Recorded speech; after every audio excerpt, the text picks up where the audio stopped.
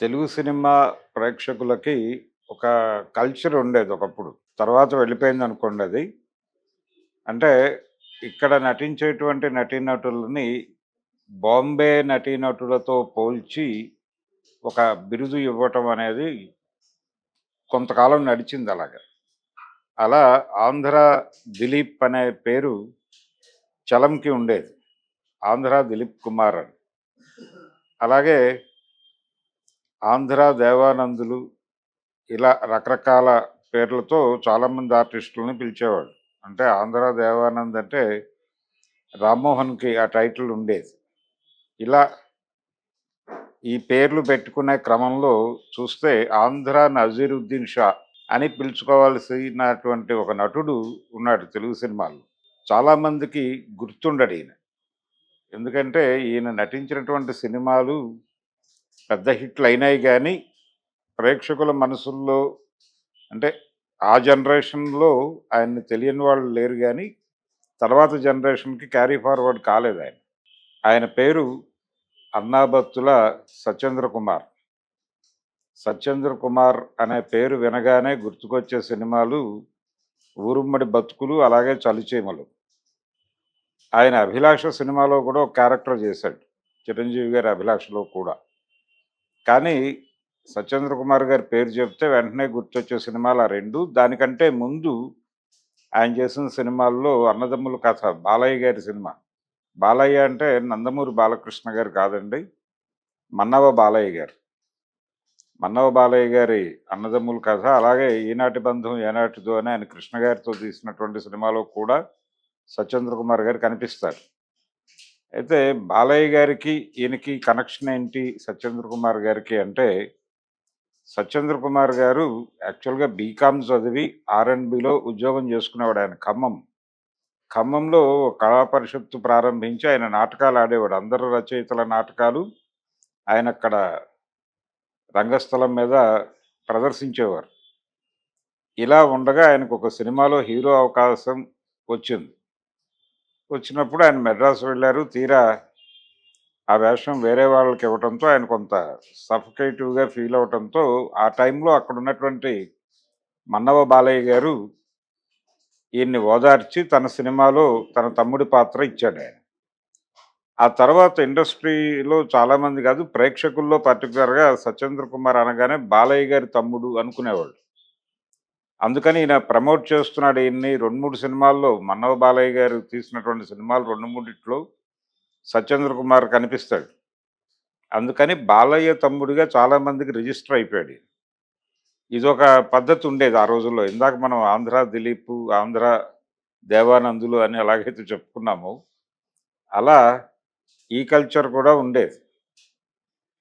మురళీమోహన్‌కి కూడా ఆ టైటిల్ ఉండేది. 'అన్నదమ్ముల అనుబంధం' టైంలో రామారావు గారి తమ్ముడు అని. ఇలాన్ ఇలాగా సత్యేంద్ర కుమార్ గారికి బాలయ్య గారి తమ్ముడుగా ఒక టైటిల్ ఇచ్చేసుకుంది ప్రేక్షక లోకం. ఆ తర్వాత ఆయన చేసినటువంటి ఒక అంటే ఆయనకి ప్రేక్షకుల్లో గుర్తింపు తీసుకొచ్చినటువంటి సినిమా మాత్రం 'ఊరుమ్మడి బతుకులు'. అది సిఎస్ రావు గారి నాటకం. సిఎస్ రావు గారి నాటకం, బిఎస్ నారాయణ గారు డైరెక్టర్. ఆయన కమర్షియల్ సినిమాలు తీశారు. రామారావు గారితో సినిమాలు చేసినటువంటి డైరెక్టరే అయినప్పటికీ కూడా ఆయనకి వాస్తవిక చిత్ర నిర్మాణం చేయాలి అనేటువంటి ఒక ఆలోచన ఉండేది. అప్పటికి ఫిలిం సొసైటీ మూవ్‌మెంట్ ఒకటుండేది. ఫిలిం సొసైటీ మూవ్‌మెంటు ఒక ఉద్యమంలా సాగినటువంటి సందర్భం. 70 దశకం, 60 దశకం నుంచి మొదలుపెడితే ఈ ఆర్ట్ సినిమాలని వీళ్ళు ప్రమోట్ చేసేవాళ్ళు. ఆర్ట్ సినిమా ప్రమోషన్ కోసం పత్రికలు కూడా నడిపారు. అంటే కమర్షియల్ సినిమాకి ప్యారలల్‌గా జీవితాలని దర్శింపజేసేటువంటి సినిమాల నిర్మాణం కొనసాగాలి అనే ఉద్దేశంతో ఈ ఫిలిం సొసైటీ మంచి సినిమా బతికించుకుందాం. ప్రజల్ని కలల్లో ముంచెత్తటం మాత్రమే సినిమా లక్ష్యం కాదు. జీవితాలను దర్శింపజేయటం కూడా సినిమా లక్ష్యంగా ఉండాలి అనే ఉద్దేశంతో ఫిలిం సొసైటీ మూవ్‌మెంట్ ప్రారంభమైంది. ఈ ఫిలిం సొసైటీలు ప్రతి ఊళ్ళోనూ విజయవాడ ఫిలిం సొసైటీ, వీఫీసో అనేవారు. అలాగే కరీంనగర్‌లో ఫిలిం సొసైటీ ఉంది. హైదరాబాద్‌లో ఫిలిం సొసైటీ ఉంది. ఇలా ఫిలిం సొసైటీలు ఏం చేసేవంటే దేశవ్యాప్తంగా ఎక్కడ మంచి సినిమాలు వచ్చినా గానీ, ఆ సినిమాలను తీసుకొచ్చి ఇక్కడ స్పెషల్ షోస్ వేసి, ఆ ఫిల్మ్ సొసైటీ సభ్యుల కోసం ప్రదర్శించేవాళ్ళు. ఈ సినిమాలు చూడటానికి అంటే వరల్డ్ సినిమాని అలాగే ఈ భారతదేశంలో వివిధ భాషల్లో వస్తున్నటువంటి మంచి సినిమాలని చూడటం కోసం చాలామంది ఈ ఫిల్మ్ సొసైటీలో సభ్యులుగా చేరేవారు. వీళ్ళకి క్లాసెస్ కూడా కండక్ట్ చేసేవారు. మధ్యలో డిస్కషన్స్ పెట్టేవారు. సినిమాల మీద చర్చలు నడిచేవి. అలాగే చిత్ర సంస్కారాలు లాంటి పత్రికలు వెలువరించేవారు ఈ ఫిల్మ్ సొసైటీల వారే. ఇలా చాలా కృషి జరిగింది ఫిల్మ్ సొసైటీల నుంచి. ఫిల్మ్ సొసైటీల కృషి మీద నిజానికి ఒక పరిశోధన జరగవలసినటువంటి అవసరం కూడా ఉంది.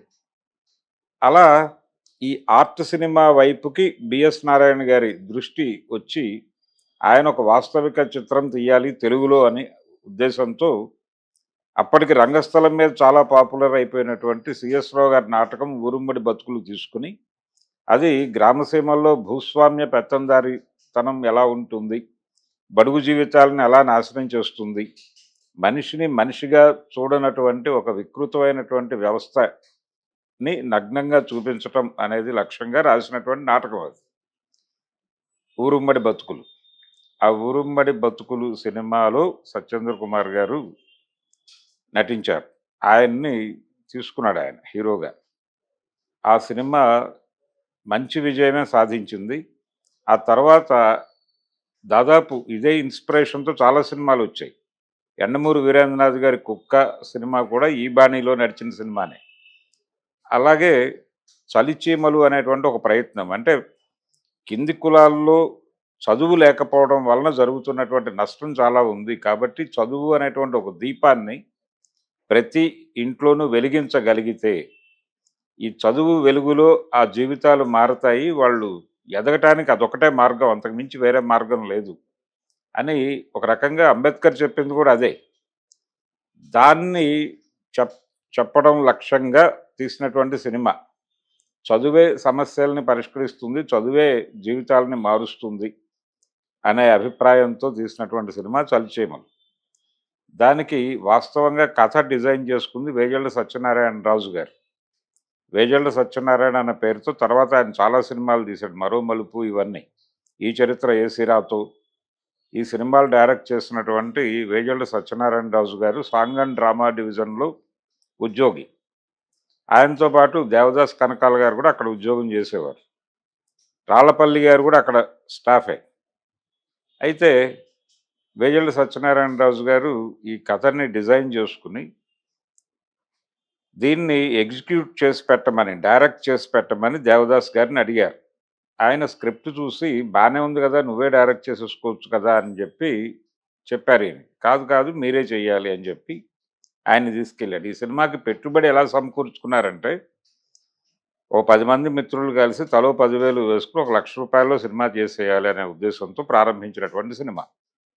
ఈ సినిమాకి నటుడు శివకృష్ణ కూడా పెట్టుబడి పెట్టాడు. పెట్టి ఆయన కూడా ఒక క్యారెక్టర్ చేశాడు ఈ సినిమాలో. అదేంటంటే ఒక రెవెన్యూ ఆఫీసర్ క్యారెక్టర్‌లో కనిపిస్తాడాయన. ఈ సినిమా నూతన్ ప్రసాద్‌కి విపరీతమైనటువంటి పేరు తీసుకొచ్చింది. 101 జిల్లాల అందగాడుగా ఆయన తెలుగు సినిమా పరిశ్రమలో జెండా ఎగరేసినటువంటి నటుడు. ఆయన్ని ఆడియన్స్‌లోకి పంప్ చేసినటువంటి సినిమా మాత్రం 'చలిచీమలే'. పర్టిక్యులర్‌గా 'అహోబల్ రావుకి ఫోన్ కలుపు' అనే ఒక సీన్ ఉంటుంది దానిలో. ఆ సీన్‌ని నూతన్ ప్రసాద్ గారు అదరగొట్టేశాడు. అలాగే ఇదే సినిమాలో రాళ్ళపల్లి గారికి ఒక మంచి క్యారెక్టర్ వచ్చింది. అందులో ఆయన ఆహ్, ఒక పాట కూడా పాడి అభినయించారాయన రాళ్ళపల్లి గారు. ఆయనకి విపరీతమైన పేరొచ్చింది ఈ సినిమా ద్వారానే. ఈ 'చలిచీమల్లో' సత్యేంద్ర కుమార్ గారు యాక్ట్ చేశారు. మాధవి యాక్ట్ చేసింది హీరోయిన్‌గా. ఇలా ఈ సినిమాకి కూడా సత్యేంద్ర కుమార్ గారికి మంచి పేరొచ్చింది. అలాగే ఈయనేమిటి ఆర్ట్ సినిమాలకే పరిమితం అయిపోతున్నారు. అక్కడ 'నజీరుద్దీన్ షా', 'ఓం పురిలాగా' అని కూడా అనుకునేవాళ్ళు.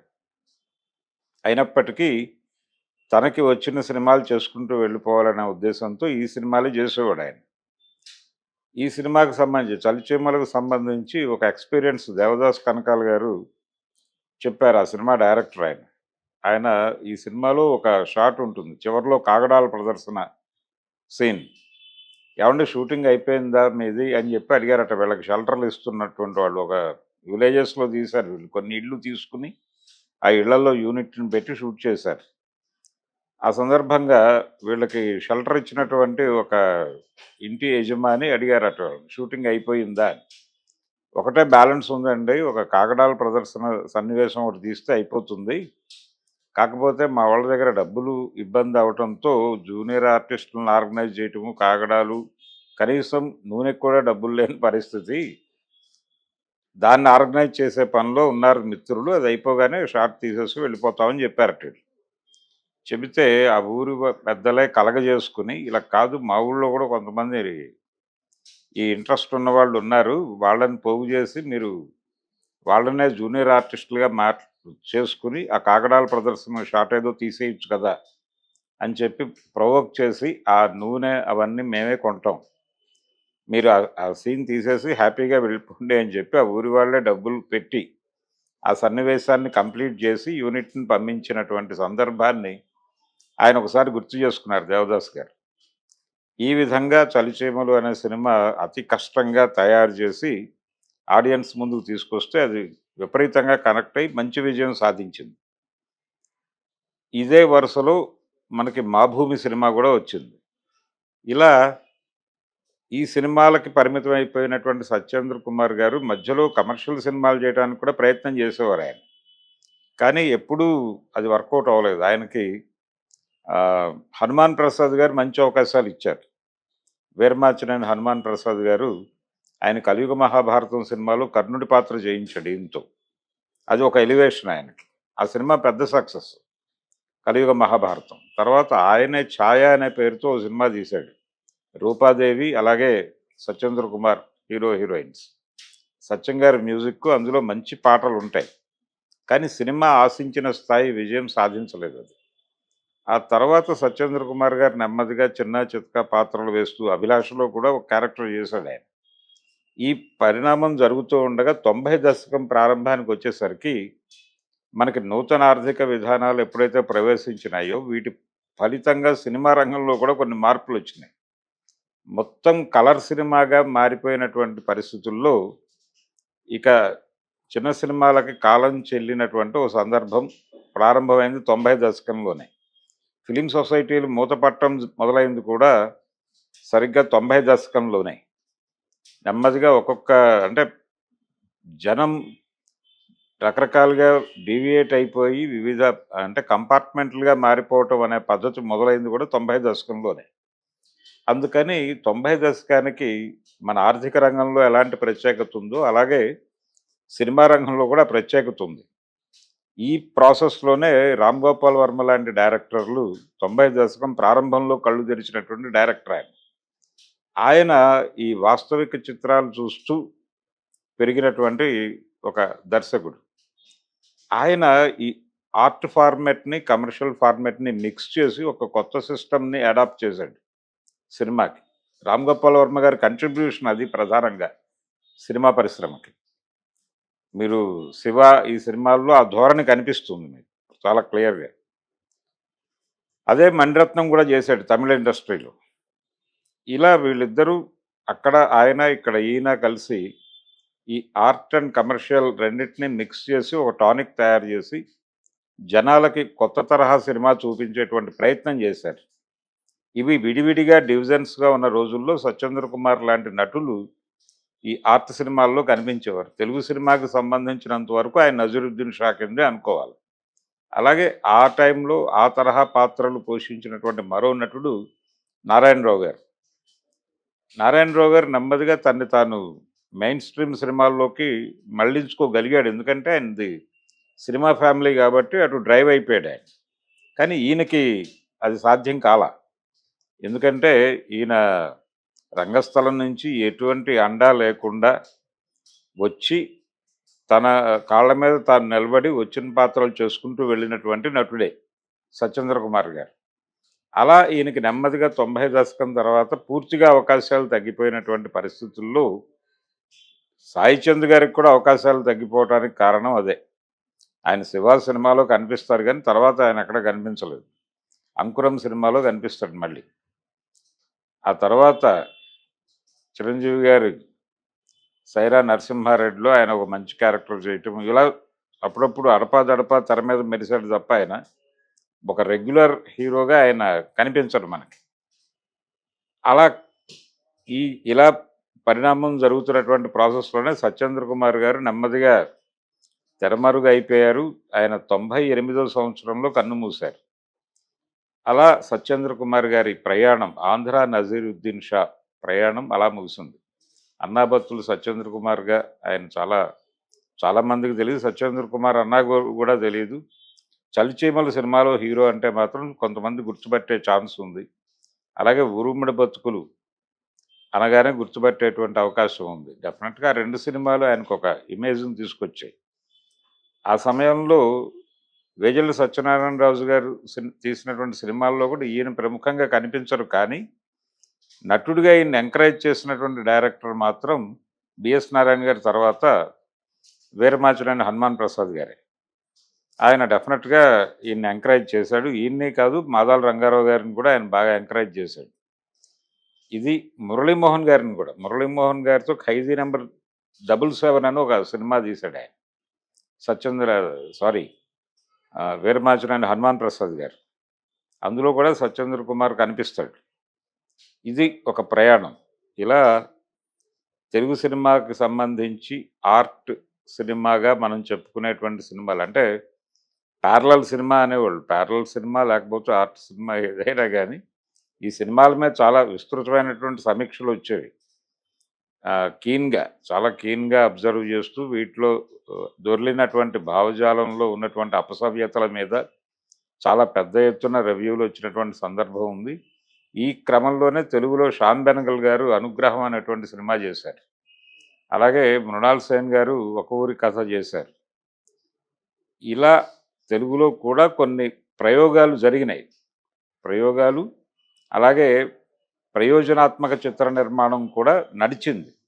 అది క్రమంగా ఆ ధార ఆగిపోయింది. ఆ ధార ఆగిపోయినటువంటి ప్రాసెస్‌లోనే 'సత్యేంద్ర కుమార్' లాంటి ఆర్టిస్టులకు కూడా అవకాశాలు లేకుండా పోయినాయి. చిరంజీవి గారి మొదటి సినిమా 'ప్రాణం ఖరీదు' కూడా ఈ ధోరణిలో నడిచేటువంటి సినిమానే. ఇలా మన్నవ బాలయ్య గారి దృష్టిలో పడినటువంటి 'సత్యేంద్ర కుమారు' తను చేసినటువంటి సినిమాల్లో, బాలయ్య గారి సినిమాల్లో రెగ్యులర్‌గా ఉండేవాడు. ఆయన చిరంజీవి గారితో చేసినటువంటి 'ఊరికిచ్చిన మాట' సినిమాలో 'సత్యేంద్ర కుమార్' గారు కనిపిస్తారు.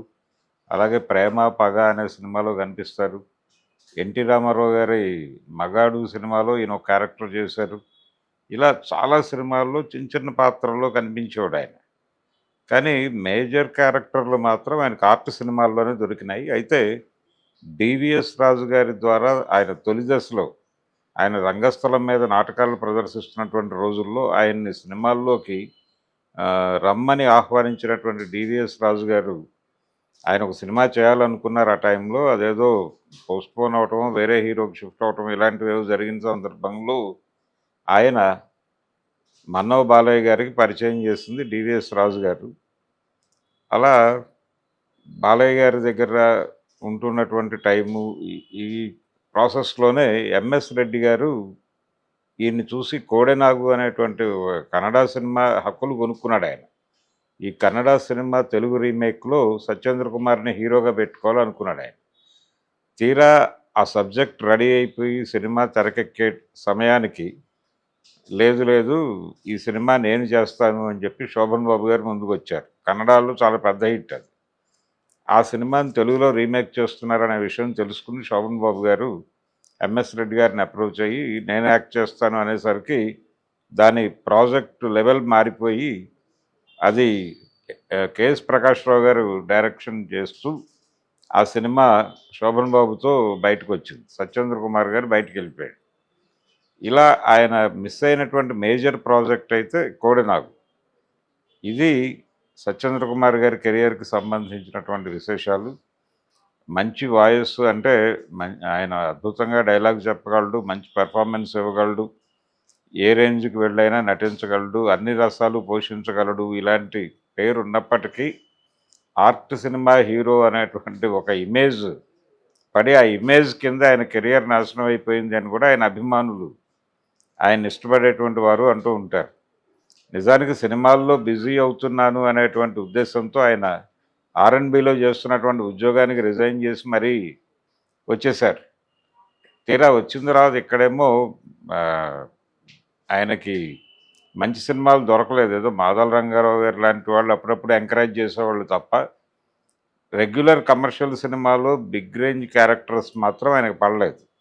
ఈ పడకపోవడంతో ఒక రకంగా నిరుత్సాహానికి గురై ఆయన అలా నిజానికి ఒక రకమైనటువంటి మానసిక వేదన కూడా ఉండేదేమో ఆయనకి అని అంటారు ఆయన సన్నిహితులు. కానీ మొత్తానికి ఆయన సినిమా కెరియర్ అలా ఆ, ఒక రకంగా ఆయన ఆర్టిస్ట్గా గుర్తుపెట్టుకునేటువంటి పరిస్థితి. అంటే చిన్న చిన్న పాత్రలు ఎక్కువ చేయటం వలన చాలామందికి రిజిస్టర్ కాలేదు, కానీ ఆయన దాదాపు 25 పైనే సినిమాలు చేశారు. చేసి ప్రధానంగా ఆర్ట్ సినిమా డైరెక్టరు అనే ఆర్ట్ సినిమా హీరో అనేటువంటి ఇమేజ్ ఆయన మీద పడిపోయి ఆ ప్రాసెస్లో ఒక రకంగా కమర్షియల్ సినిమాకి దూరం అయిపోయాడు. ఆయన చివరి రోజుల టైంకి ఆర్ట్ కమర్షియల్ అనేటువంటి గీత చెరిగిపోయి ఆ, ఏ సినిమాలో ఎవరైనా చేయొచ్చు అనే పరిస్థితి వచ్చేసిన సమయంలో ఆయన జీవిత రంగం నుంచి నిష్క్రమించటం అనేది ఒక విషాదం. ఇది తెలుగు సినిమా నజీరుద్దీన్ షా గారి కథ.